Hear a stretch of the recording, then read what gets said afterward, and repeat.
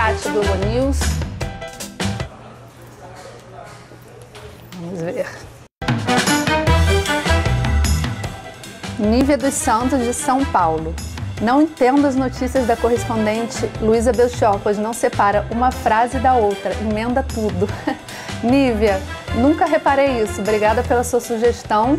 Às vezes a gente está lá numa correria, tem tanta notícia acontecendo e a gente tem que dar em tão pouco tempo que realmente acontece isso, mas eu nunca tinha reparado. Obrigada pela sua sugestão.